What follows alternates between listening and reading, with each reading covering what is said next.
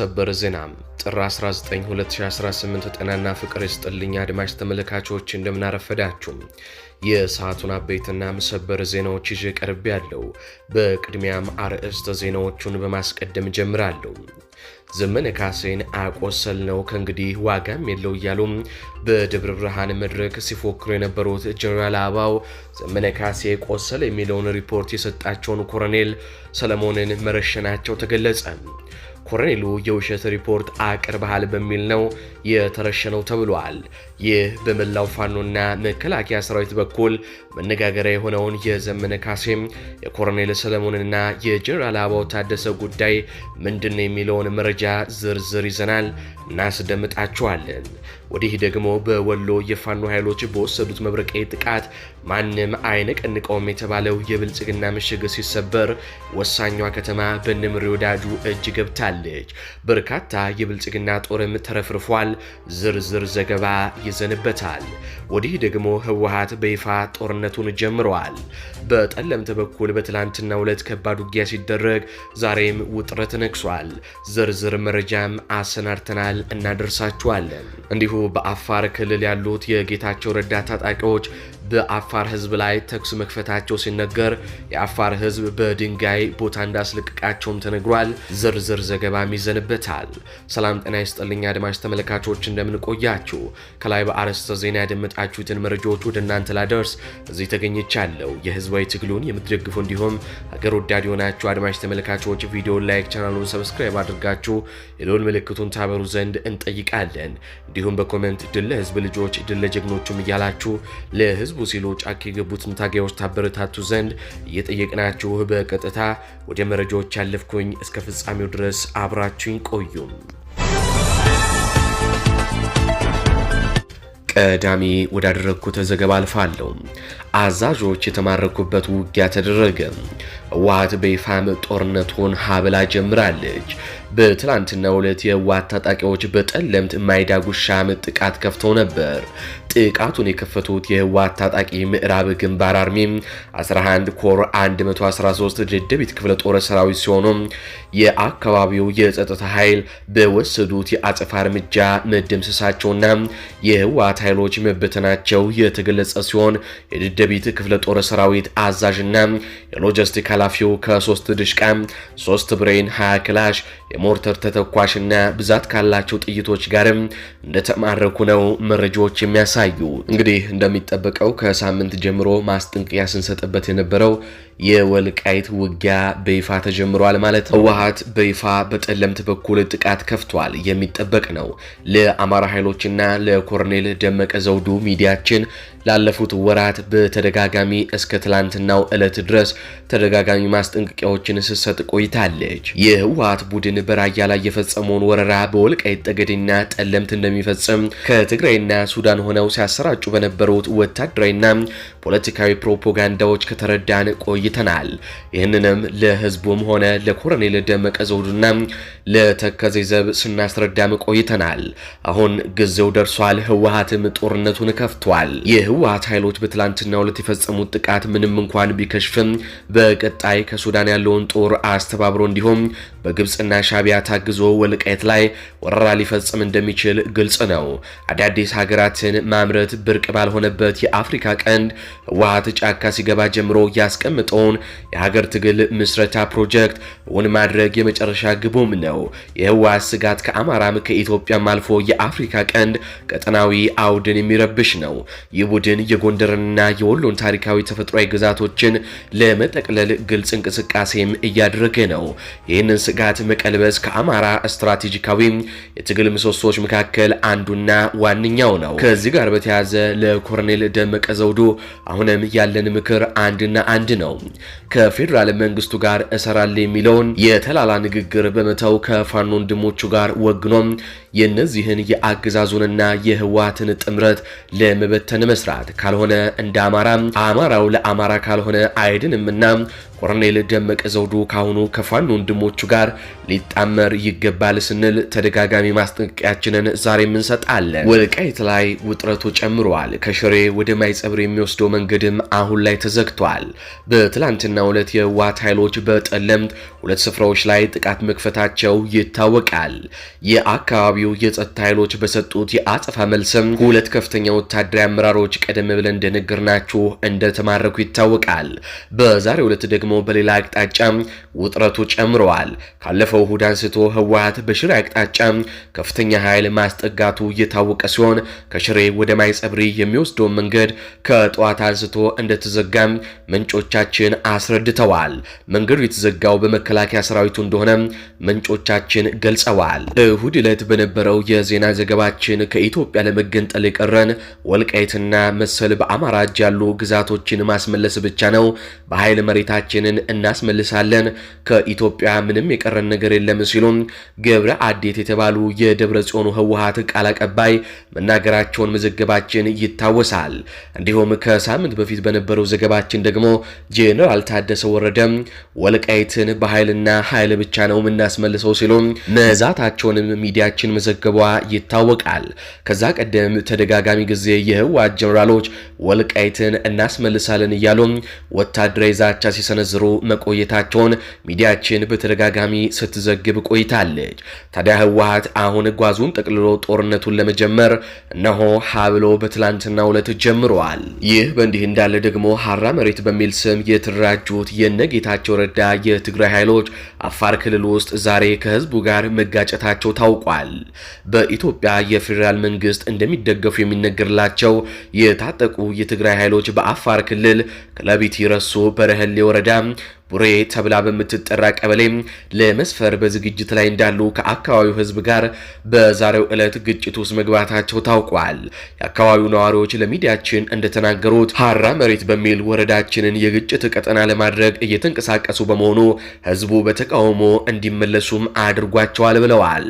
በታጣቂዎቹና በቀበሌው ህዝብ መካከል በተነሳ ግጭት ሁለት ሰዎች በጽኑ መቁሰላቸውን ለሚዲያችን የደረሰው መረጃም ያሳያል።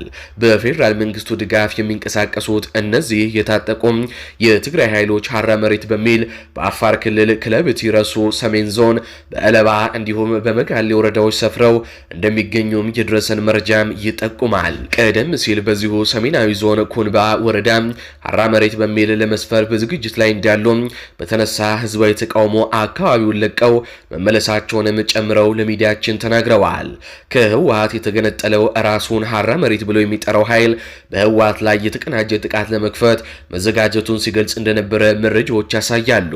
ቡድኑ በዚህ ዓመት መጨረሻ ትግራይን ሙሉ ለሙሉ ለመቆጣጠር እቅድ መንደፉንም በይፋ አስታውቋል። የትግራይ ክልል ጊዜያዊ አስተዳደር ፕሬዝዳንት ጀነራል ታደሰ ወረደ በይፋ በፌዴራል መንግስቱ ይደገፋል ብለው የጠሩት ይህ ታጣቂ ኃይል በህወሓት ላይ የተቀናጀ ጥቃት ለመክፈት መዘጋጀቱን የፈረንሳይ ሚዲያዎችም ዘግበው ነበር። ከመቀሌ በስተምስራቅ 110 ኪሎ ሜትር ርቀት ላይ በምትገኘው ላኮሮ አቅራቢያ ከሚገኙ ግንባሮች አንዱ አዛዥ የሆኑት ሸዊት ቢተው በአመቱ መጨረሻ ትግራይን እንቆጣጠራለን ሲሉም ለዜና ምንጮቹም ተናግረዋል።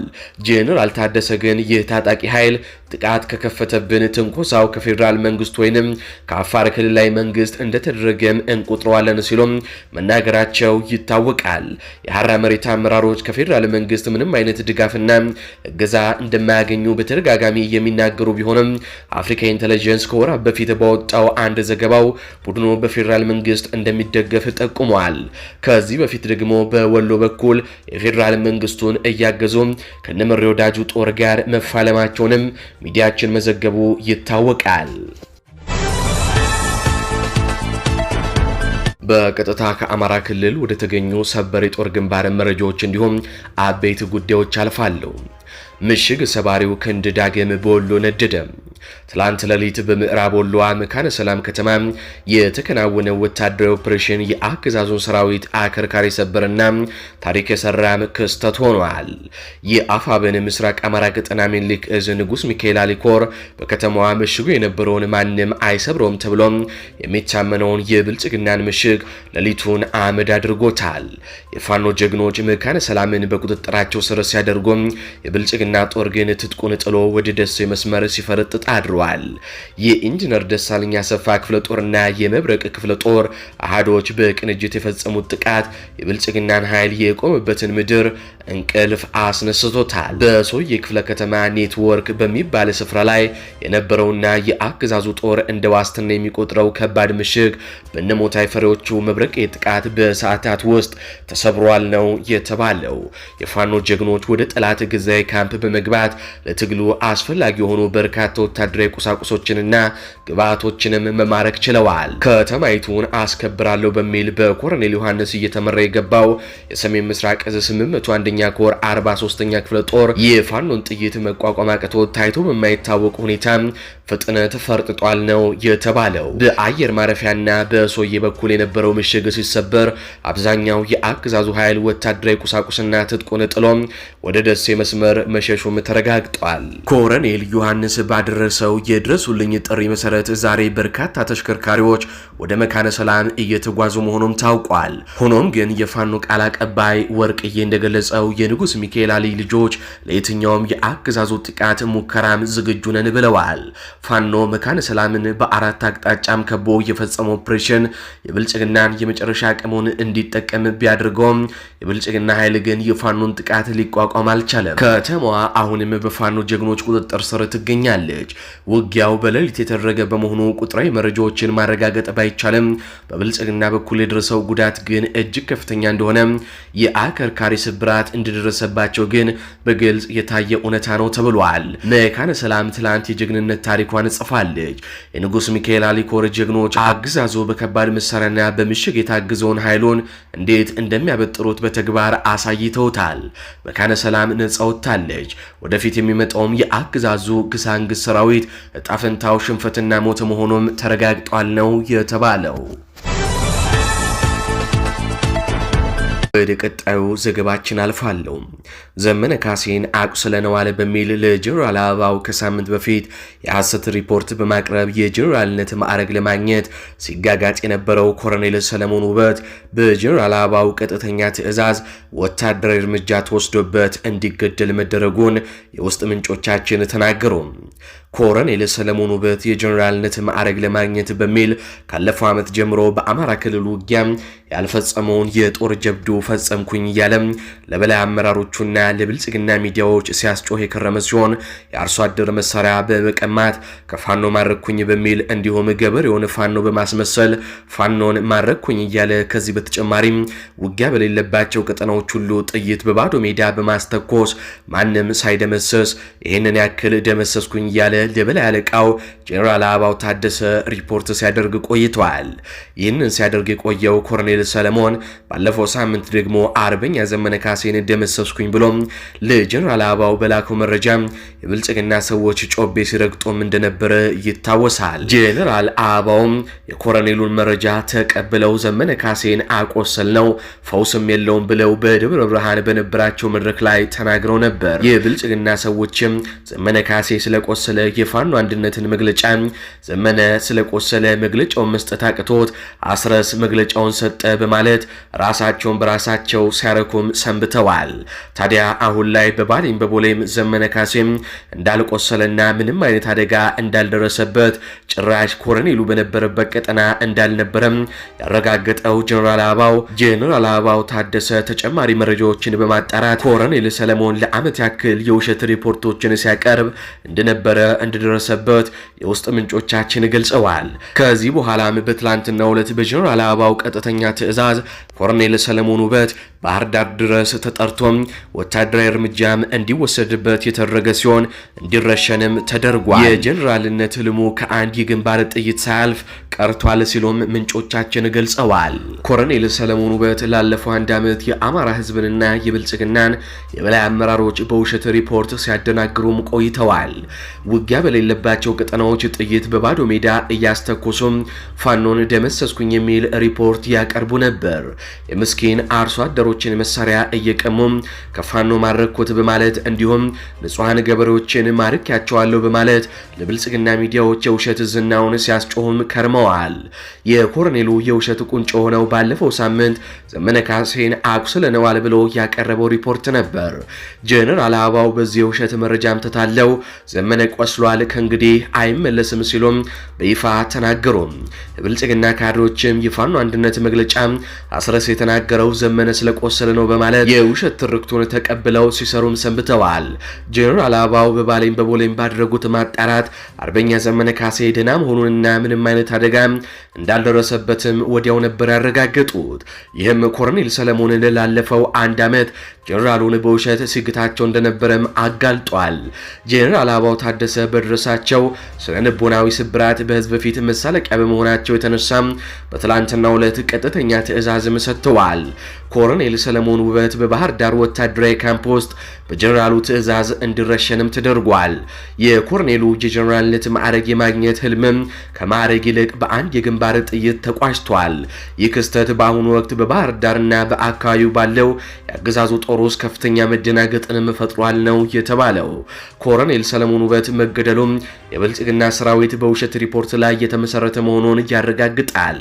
ጀነራሎቹ እርስ በራሳቸው የማይተማመኑበት አንዱ ሌላውን ለሹመት ሲል የሚዋሽበትና በመጨረሻም በጥይት የሚጫረሱበት ደረጃ ላይ ደርሰዋል። ፋኖ በአንድነቱ ሲጠናከር፣ አገዛዙ ግን በገዛ ውሸቱና በውስጥ መተላለቁም እየፈረሰም ይገኛል። በመጨረሻም የአፋብን ቴዎድሮስ እዝ 64ኛ ክፍለ ጦር ቤታችንን በራችንን ዘግተን የነበረብንን ችግሮች ፈተናል ብለዋል። ከዚህ ጋር በተያያዘ ያደረጉትን የመጨረሻ መዝጊያ ፕሮግራም እነሆ ተመልክተን እንመለስ።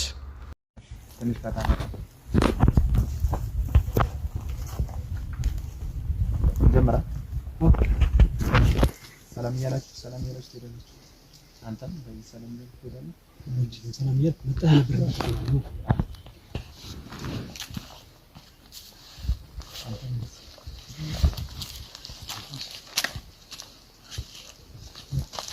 ና ናንተ ዙራሽ ከነበረሽ በምን ናንተ ሂዳንተ ቆም ነገሩ አሰሰን እንዴት ና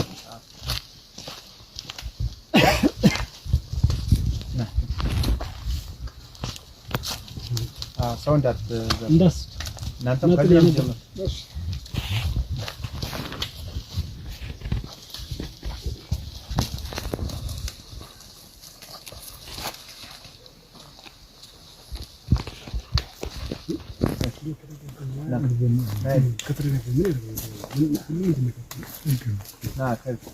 ሰላም ካላለ ጀምር ድጋሜ ነው ይሁን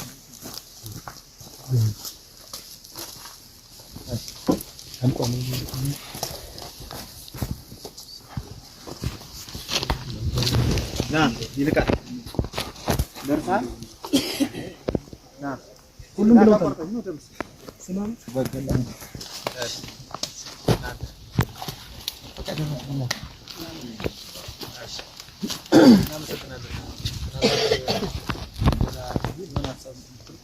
ኮሮች አሰብስ አስተያየት ከዛም በኋላ ከና የሆነ ሐሳብ ከዚህ የነበረው ፎቶ እንነሳለን ግን አንድ ሐሳብ እሺ እናመሰግናለን። ሁለት ሐሳብ ሲራመድ የቆየ ሰው የተለያዩ መወነጃጀያ ሐሳቦች ነው የተለያዩ ነገሮችን ሲመሰረታተር ቆይተናል። በእኛ በኩል ሁሉ ነገር ይቀበላል። ወንድሜ በደለኝ ሳይሆን ወንድሜ ወደፊት አሻገረኝ የሚል በእርቅ ነው ማለት ነው። ከዚህ ቀደምሽ ከነበሩ ለየት ያለ እርቅ ነው ብዬ አምናለሁ። በዚህ ልክም ተፈጻሚነት ይሆናል። ከዛ በዘለለ በቀጠናችን ውስጥ የአገር ሽማግሌዎችን በሁለታችንም በኩል ያስቀየምንበት የእርቅ መስራት ምናምን ሆኖ ያው ጥፋቱ በሁለታችንም መካከል ማነው የሚለው እኛው ገፍተን ሊሆን ይችላል፣ በዛም ሊሆን ይችላል። ነገር ግን ሁለታችን ደግሞ የመፍትሄ አካል ሆነን በአገር ሽማግሌዎች እርቅ እናደርጋለን ማለት ነው። ሁለታችን ተነጋግረን ከዚህ ከሳብ በኋላ ወንድማማቾች ነን ብዬ ነው ደስ ብሎናል። በእኛ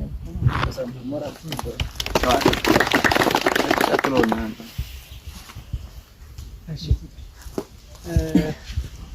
እንግዲህ ብልህ የወደፊቱን ያስባል፣ ደካማ ደግሞ በባለፈው ነው የሚጸጸው።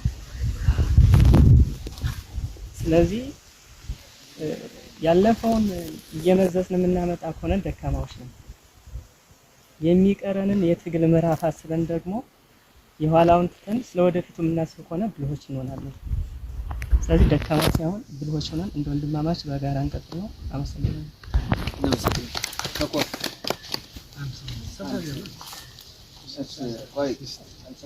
ያው ሰው ነንና ሰው ማለት ከአንድ ቤት የሚኖር ሰው ወይም ምንድነው የሚባለው እግርና እግር ይጋጫል የሚባል ነገር አለ። ትናንትናም ዛሬም አዳመጥን ሁላችንም እንዳላችሁት የሀገር ሽማግሌ ማየን ያን ሁላ ተሰናብላችኋል። ነገር ግን እኛ የእውነት ለመናገር ሰው ለሰው አስፈላጊ መሆኑን በአንድ በሁለት ሳምፕል ልንገራችሁ። ሰው ለሰው አስፈላጊ መሆኑን አንደኛው የትግል ታሪካችን ነው። ዲሽቃ ተማረከ። እንደው ለምሳሌ ልንገራችሁ።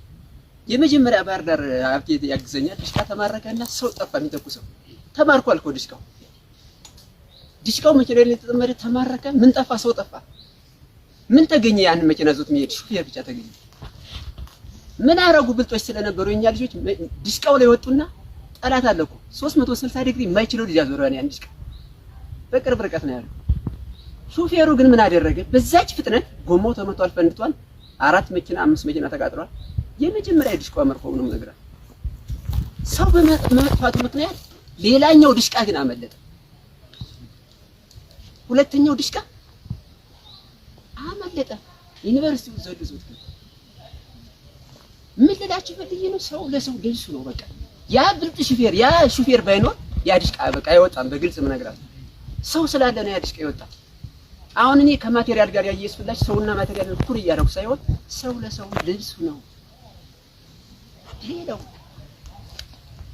ሰው ለ4 ሰዓት ተዋግቶ ሰው ተወጥናል። እኔ በግልጽ ምነግራችሁ ሰው ባልነበረበት ሰዓት ከ2 ሰዓት እስከ 4 ሰዓት ተዋግተን ሰው ምን ወደው ወንድማችን ጥለን ወጥተናል። ሰው ባለመኖር ነው።